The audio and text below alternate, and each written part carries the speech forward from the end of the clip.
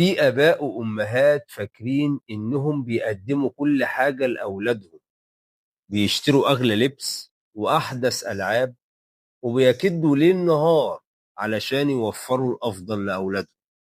لكن الحقيقة المؤلمة إن أولادهم مش محتاجين ده كله بالشكل اللي متخيلينه.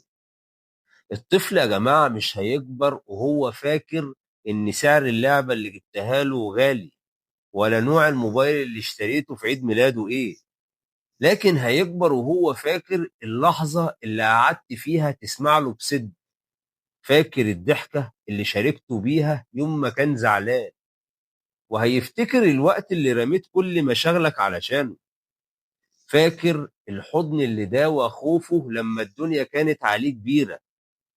المشكلة مش في الفقر ولا في الغنى، المشكلة إن في بيوت مليانة فلوس لكنها خالية من الدفء والحنان، وأولادها عايشين فيها كأنهم ضيوف بالظبط، مش أهل بيت.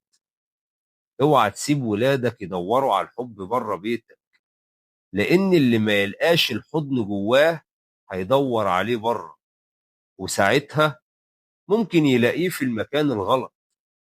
خلي بيتك دافي، خلي حضنك مفتوح، خلي ذكريات ولادك مليانة حب مش صراخ ولا زعيق، مليانة دفء مش جفاء، ومليانة حكايات مش حسابات. في النهاية الأمان مش بيت، الأمان حضن. يا جماعة، في زمن كله سرعة وماديات نسينا أهم شيء، نسينا العشرة والدفء.